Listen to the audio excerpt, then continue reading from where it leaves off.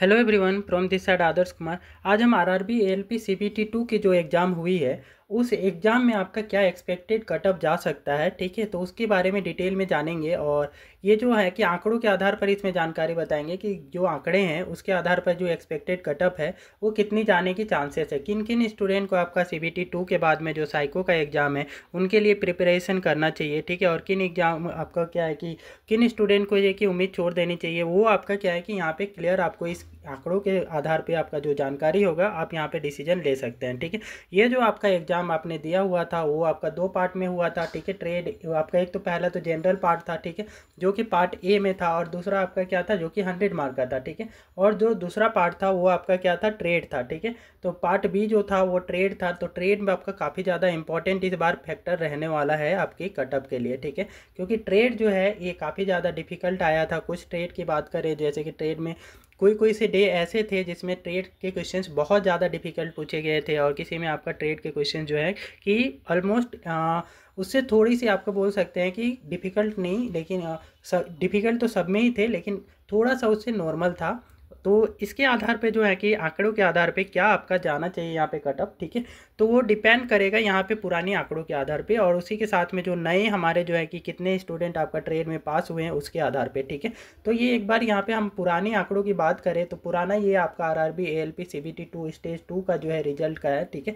तो यहाँ पे आप देखेंगे कि जो है ना कि आंकड़े ही बता रही है कि अहमदाबाद में जो है पुरानी टाइम उस टाइम में जब 2019 में आपका ये रिजल्ट आया था उस समय 52 जनरल कैटेगरी के लिए गया था, वही ओबीसी के लिए 41 और एससी के लिए 32 और एसटी के लिए आपका 25 मार्क्स गया था शेड्यूल ट्राइब्स के लिए, ठीक है। तो यही आपके क्या है कि यहाँ पे देख सकते हैं कि मैक्सिमम जो इसमें आपका यहाँ पे देखिएगा कि अजमेर में 65 था, ठीक है। तो ये मैक्सिमम यहाँ पे आपको ये डेटा देखने को मिलेगा जनरल कैटेगरी के लिए, ठीक है। और वही आपका ओबीसी कैटेगरी के लिए यहाँ पे मैक्सिमम आप देख सकते हैं कि मैक्सिमम कितना था 2019 में। तो 2019 में यहाँ पे मैक्सिमम ओबीसी के लिए बात करें तो 57 नंबर था, ठीक है। तो ये थे आपका मैक्सिमम। और वही आपका मिनिमम की बात करें तो मिनिमम जनरल में कितना गया था, तो मिनिमम की बात करें तो किसी किसी जोन में तो 40 मार्क्स तक गया था, ठीक है। 40 47, लेकिन आपका 40 तो बहुत ज़्यादा कम हो जाता है, 40 का हम यहाँ पे नहीं बताएंगे, ठीक है। यहाँ पे जो है कि आपका एक्यूरेट इस बार कितना आने वाला है, ठीक है, उसके एवरेज आपके यहाँ पे जानकारी बताएंगे। आप पुरानी आंकड़ों के बेसिस पे पहले देख लें और समझ लें कि कितना जाता है आपका ये कटअप, ठीक है। और जो पेपर था वो कुछ उसी लेवल का आया था इस बार, जो आपका फर्स्ट पेपर जो था जो आपका पहले आया करता था उसी लेवल का था आपका। फर्स्ट पेपर में कोई ज़्यादा बदलाव नहीं की गई थी, ठीक है। बदलाव आपके सेकंड पेपर में हुए थे, पार्ट 2 के आपका पेपर में हुए थे, जो कि आपका पूरी तरीके से बोल सकते हैं कि ये हमारा अंडरस्टैंडिंग बेस इस बार कर दिया गया था, जो कि कॉन्सेप्ट बेस जिसका अच्छे तरीके से जो है कि अंडरस्टैंडिंग है ट्रेड में, तभी वो आपके क्वेश्चंस को सॉल्व कर पाता, ठीक है। ओबीसी में यहाँ पे देख पाएँ तो आप ओबीसी में मिनिमम 30 मार्क्स गया था, ठीक है, ये है आपके आंकड़े। वही आपका एससी कैटेगरी के लिए कितने हैं, तो एससी कैटेगरी में मिनिमम 30 मार्क्स इनके भी थे, ठीक है। तो ये मिनिमम किसी किसी में आपका देखो मैक्सिमम जगह पे आपका 30 यही नियरली गया था, ठीक है। और वही एसटी के लिए देखें तो एसटी के लिए तो इतने कम मार्क्स गए थे, जैसे कि 2500 में से 25 मार्क्स में ये लोग पास हो रहे थे आपका सीबीटी 2, ठीक है। तो ये ऑन एन एवरेज आपका शेड्यूल ट्राइब्स वाले के लिए तो बहुत ही ज़्यादा आपका इजी हो जाता है, 25 मार्क्स में ये इजीली पास हो गए थे, ठीक है। तो इस बार जो है कि कटअप क्या जा सकती हैं, ठीक है। तो इस बार का जो कटअप डिपेंड करने वाला है वो आपका पार्ट बी पे डिपेंड करेगा पहले तो, ठीक है।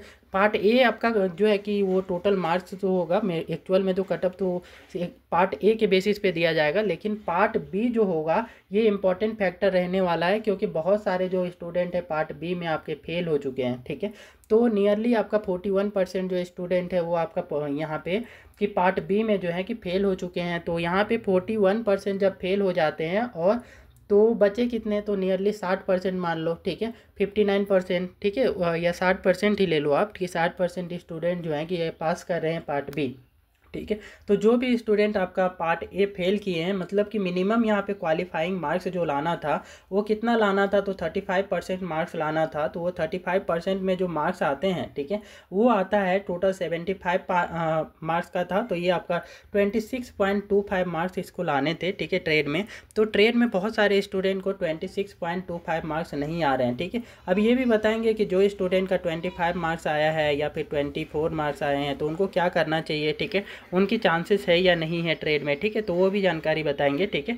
तो यहाँ पे आपका बात कर रहे थे कि इसमें 40% जो है कि स्टूडेंट ही पास कर पाए हैं, ठीक है। जब 40% ही स्टूडेंट यहाँ पे पास किए हैं तो जो फेल हुए हैं वो स्टूडेंट तो यहाँ पे आपका क्या होंगे, CBT 2 में जाएंगे नहीं, क्योंकि उनका पार्ट ए जो है कि चेक ही नहीं होगा। जब पार्ट बी ही ट्रेड नहीं आपका क्वालिफाइंग वाला जो था वो पास नहीं हुआ, तो पार्ट ए है वो आपका यहाँ पे कॉपी चेक नहीं होगी, तो उसकी तो आपका मेरिट में काउंट होने की चांसेस है ही नहीं, ठीक है। तो यहाँ पे आपका जो पार्ट बी है, तो पार्ट बी में 26.25 मार्क्स लाए हैं, या फिर कोई भी स्टूडेंट ऐसे भी हो सकते हैं जिनका आपका कुछ मार्क्स जो है कि 26 मार्क ही आया है, या फिर आपका 25.75 आया है, तो इसके आपका मान ले कि मिनिमम इससे 1 मार्क कम तक आए हैं, तो उनके भी मेरिट में यहाँ पे चांस है कि ये आने की, नंबर्स आने की, ठीक है, कि CBT 2 वो क्वालिफाई कर जाए। कैसे वो क्वालिफाई कर सकते हैं, क्योंकि कुछ स्टूडेंट ने ऑब्जेक्शंस डाले हुए हैं, ठीक है, ऑब्जेक्शंस डाले हुए हैं, ट्रेड के भी क्वेश्चंस में ऑब्जेक्शन डाले गए हैं। यदि RRB उन क्वेश्चंस को आपका गलत मान लेता है तो उन क्वेश्चंस के जो मार्क्स होंगे वो बाकी के क्वेश्चंस में डिस्ट्रीब्यूट कर दिया जाएगा, जिससे जो है कि इनके पास होने की जो चांसेस होगी वो बढ़ जाएगी, ठीक है। तो जिनके 25 मार्क्स हैं उनको भी आपका सपोज कर ले कि 2-3 क्वेश्चंस RRB जो है कि गलत मान लेता है, ठीक है, तो फिर उनके भी पास होने की जो चांसेस है 25 वालों के भी, वो क्या होगा, उनके भी चांसेस बढ़ जाएंगे, क्योंकि उसमें फिर आपका जो 1 मार्क या 2 क्वेश्चंस के लिए 2 मार्क आपका जो कट जाएगा वो सारे क्वेश्चंस में इक्वली डिस्ट्रीब्यूट कर दिए जाएंगे। तो कुछ इस प्रकार से जो होता है कि हमारा जो है कि इसमें पास होने की चांसेस रहेगी। और दूसरी चीज़ है कि इस बार जो है ना कि जो ट्रेड है, ट्रेड में कुछ बच्चों को देखेंगे कि किसी ये में आपका पार्ट में जो है कि ट्रेड बहुत डिफिकल्ट आया, किसी में आपका कि किसी शिफ्ट में आपका आसान आया, ठीक है। जैसे कि आपका बोल रहे कि पार्ट ए जो था, ठीक है, वो आपका 6th का आपका बात करें तो कुछ स्टूडेंट का कहना है कि आपका जो 6th वाला जो ये 6 मई का जो एग्ज़ाम हुआ है उसमें आपका पार्ट बी जो था वो काफ़ी ज़्यादा डिफिकल्ट था, ठीक है। तो सॉरी, पार्ट ए डिफिकल्ट था और पार्ट बी थोड़ा सा नॉर्मल था, ठीक है। तो कुछ इस टाइप का उनका कहना है। तो उस कंडीशन में आपका क्या है कि उनका पार्ट ए में कम मार्क्स आ जाएंगे, लेकिन पार्ट बी वो क्वालिफाई कर जाएंगे, ठीक है।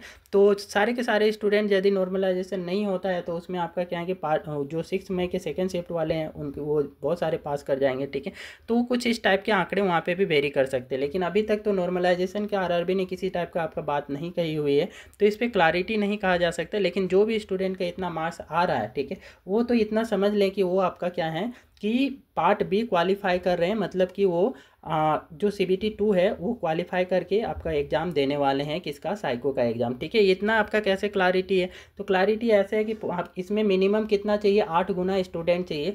तो पार्ट जो आपका CBT 1 हुआ था उसमें 15 गुना स्टूडेंट लिए गए थे, ठीक है। 15 गुना का हाफ करोगे तो कितना हो जाएगा, ये 7.5 गुना हो जाएगा, ठीक है, 7.5 गुना हो जाएगा। लेकिन इनको चाहिए क्या, CBT 2 में आपका 8 गुना स्टूडेंट चाहिए, ठीक है, 8 गुना स्टूडेंट चाहिए। तो 8 गुना स्टूडेंट ये कहाँ से लाएगी आपका जो RRB है वो, ठीक है। तो जो यहाँ पे कैटेगरी में पास हो रहे हैं, मतलब कि ये जो ट्रेड में पास हो रहे हैं यहाँ पे, ठीक है, वो सारे के सारे स्टूडेंट क्या हो जाएंगे, क्योंकि 40% तो ऑलरेडी फेल हो चुके हैं, ठीक है। तो जो बचे आपका CBT 2 में आपका यहाँ पे पार्ट बी में जो पास कर गए हैं वही लोगों का चांसेस बनता है कि चाहे उसके मार्क्स कम भी आ रहे हैं पार्ट ए में, ठीक है। तो पार्ट ए में कम मार्क्स आने के बावजूद भी वो क्या होंगे कि यहाँ पे प्रिपरेशन तैयारी करते रहें, ठीक है, कि यहाँ पे आप क्या करें कि साइको का एग्ज़ाम देने की आपकी चांसेस बहुत ज़्यादा बढ़ जाती है, ठीक है। अब बात करें कि कितना हमारा जो है कि पार्ट ए में कटअप आने से आप CBT 1 CBT 2 जो है क्वालिफाई कर जाएंगे और साइको का एग्ज़ाम दे पाएंगे, ठीक है। अभी साइको का एग्ज़ाम देने की बात कर रहे हैं, मेरिट के लिए अलग मार्क्स बताएंगे, ठीक है। तो आपका जनरल कैटेगरी की UR कैटेगरी की बात करूँ, ठीक है, तो UR कैटेगरी वाले 60 के नियरली आपका मार्क्स ला रहे हैं, है ना, 60 के नियरली आपका 62 के नियरली आपका इनका मार्क्स आ रहा है, तो ये श्योर है कि ये आपका CBT 2 का एग्ज़ाम देने वाले हैं, ठीक है। पिछले आंकड़े भी बताएं पिछले ईयर्स का भी, ठीक है। तो 62 वाले क्या हैं, श्योर हैं कि आपका जो है कि ये CBT 2 का आपका एग्ज़ाम देने वाले हैं, ठीक है। लेकिन मेरिट के लिए कितना मार्क्स चाहिए, ठीक है, मेरिट में नाम आना चाहिए, तो उसके लिए क्या चांसेस है, ठीक है। वही EWS की बात करें तो EWS वालों के लिए जो है कि 55 के नियरली आ रहे हैं मार्क्स, ठीक है, 55 to 57, ठीक है। तो वो CBT 2 का एग्ज़ाम यहाँ पे पूरा चांस है कि वो आपका एग्ज़ाम देंगे, CBT 2 के बाद में जो साइको का एग्ज़ाम है वो देंगे, ठीक है। वही OBC की बात करें तो OBC में जो है कि CBT 2 में यही आपका 55 के नियरली आ रहे हैं, 55-56 का मार्क्स आ रहे हैं, तो आप साइको का एग्ज़ाम देने वाले हैं, ठीक है। तो ये समझ लें कि आपको साइको का एग्ज़ाम के लिए प्रिपरेशन तैयार कर देना चाहिए, ठीक है। SC कैंडिडेट के लिए आपका 50 की एवरेज ले लें, ठीक है, 50 का मार्क्स जो है कितना आपका आ रहा है, तो आप क्या है 50 50 से कम भी जा सकता है ये, लेकिन 50 आपका आ रहा है तो आप श्योर होकर के क्या है तैयारी शुरू कर दे साइको का, ठीक है। आप यहाँ पे साइको का एग्ज़ाम देने का चांस मिलने वाला है, ठीक है। तो एसटी की बात करें, एसटी में आपका कितना हो, तो इसमें एसटी में आपका नियरली यहाँ पे थोड़ा 44 45 ये मार्क्स जा रहे हैं, तो आप क्या हैं कि श्योर हैं कि ये आपका एसटी में भी क्वालिफाई कर जाएंगे और यहाँ पे आप साइको का एग्ज़ाम दे सकते, ठीक है। तो अब बात करें कि मेरिट में नाम आने के लिए कितनी मार्क्स होनी चाहिए, ठीक है। तो मेरिट में नाम आने के लिए यहाँ से आप 10 मार्क्स बढ़ा लें, ठीक है। जैसे कि 60 to 62 है ना, तो यहाँ पे आपका कम से कम 70 to 72 मार्क्स हैं, तो इसमें आपका जो साइको पास करने के बाद मेरिट में नाम आने का चांसेस बहुत ज़्यादा बढ़ जाता है, ठीक है। इसी प्रकार से आपका जो है कि आप इकोनॉमिकली वीकर सेक्शन से बिलोंग करते हैं तो 65 से 67 के बीच में मार्क्स हैं, तो मेरिट का जो फाइनल मेरिट लिस्ट जो होगी साइको के बाद उसमें आपका नाम आने की चांसेस बहुत ज़्यादा बढ़ जाती है, ठीक है। वही आपका ओबीसी के लिए बात करें तो ओबीसी के लिए भी 10 नंबर बढ़ा ले तो ये 65 से लेकर के 66 के नियरली आ रहे हैं, तो आपका मेरिट में चांस है कि आपका नाम आ जाएगा। इसमें भी एससी और एसटी में भी कुछ इसी टाइप से 10-10 नंबर का आप बढ़ा करके समझ सकते हैं कि 50 में ये 60 ले लें कि 60 है आपका एससी में, तो मेरिट में नाम आने की चांसेस बहुत ज़्यादा हैं, ठीक है। तो स्कोप है यहाँ पे, एक्सपेक्टेशन है अकॉर्डिंग टू डाटा, ठीक है। जो भी डाटा है आरआरबी की, ठीक है, उसी के आधार पे ये एक्सपेक्टेशंस है, ठीक है। और इससे कम भी जा सकती है, ठीक है। और 44 से 45 वाले में इसमें आपका क्या है 50 नियरली ले लें, ठीक है। 50 है ना, 50-52 आपके आ रहे हैं, तो आप यहाँ से क्या है कि आपके ये मेरिट में नाम आने की चांसेस जो हैं कि वो बहुत ज़्यादा बढ़ जाती है, ठीक है। तो ये स्टूडेंट आपका साइको के एग्ज़ाम के लिए यहाँ से प्रिपरेशन कर सकते हैं, ठीक है। तो ये थी इंपॉर्टेंट जानकारियाँ आप सबके लिए, ठीक है, कि आपको किन किन स्टूडेंट का जो है कि सिक्योर जोन पे हैं, ठीक है। और हमें कमेंट सेक्शन में ज़रूर से बताएं अपना स्कोर, ठीक है, आपका स्कोर कितना आया है, ठीक है, और आपके कितनी चांसेस हैं, ठीक है। तो वो सारी चीज़ें हम बेहतर तरीके से बता पाएंगे यदि आप अपने मार्क्स को यहाँ पर बताते हैं, ठीक है, कि कौन से जोन से हैं और कितना आपका क्या है कि मार्क्स आया हुआ है, ठीक है। तो ये वीडियो आपको अच्छी लगी है तो कृपया वीडियो को लाइक करें, शेयर करें और चैनल को ज़रूर से सब्सक्राइब कर लें।